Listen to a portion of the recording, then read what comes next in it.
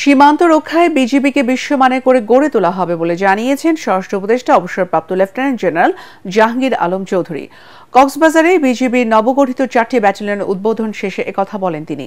এ সময় বিজিবির মহাপরিচালক মেজর জেনারেল আশরাফুজ্জামান সিদ্দিকী বলেন, ভারত সীমান্ত হত্যা বন্ধ না করলে কঠোর হবে বিজিবি। কক্সবাজার প্রতিনিধি মোয়াজ্জেম হোসেন শাকিলকে সাথে নিয়ে রিপোর্ট করছেন মিজান শাহজাহান। ভিশনের ফুলঝুরি মেগা অফারে ফ্রিজ কিনলেই পাচ্ছেন 16 পিসের আকর্ষণীয় গিফট বক্স একদম ফ্রি।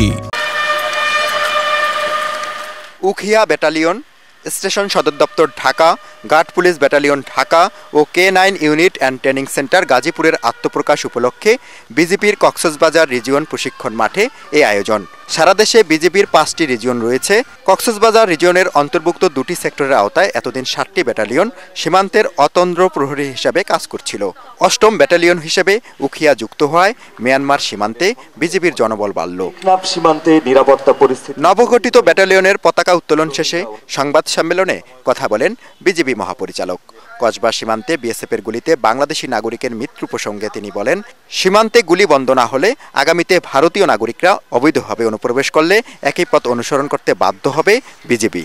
ভারতীয় অনুপ্রবেশ যারা করে তো তাদের প্রতিগত আমরা সুন্দরভাবে নিয়মের মধ্যে আমরা যে তাদেরকে গ্রেফতার করে হস্তান্তর করি সেটা কতটুকু আর করা যাবে।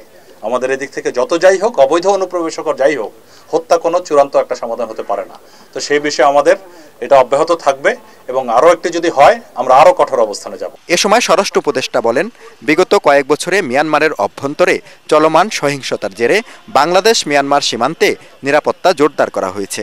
এলাকা দিয়ে বেশিরভাগ মাদক চলে আসে এবং আরও তো রোহিঙ্গা সমস্যা তো একটা বড় ধরনের সমস্যা রয়ে গেছে। এই জন্য এই ব্যাটালিয়নটা খুবই দরকার ছিল। সীমান্ত এখন যে অবস্থায় আছে একেবারে পুরানো নিরাপদ আছে। বাংলাদেশ ও মিয়ানমার সীমান্তে কোনো নিরাপত্তা ঝুঁকি নেই এমন দাবিও করেন স্বরাষ্ট্র উপদেষ্টা। ভারত ও মিয়ানমার সীমান্তে যখন উত্তেজনা বাড়ছে তখন বিজিবি তাদের সক্ষমতা বাড়ানোর জন্যই নতুন ইউনিট প্রতিষ্ঠা করছে। মিজান শাহজাহান, ATN বাংলা, কক্সবাজার।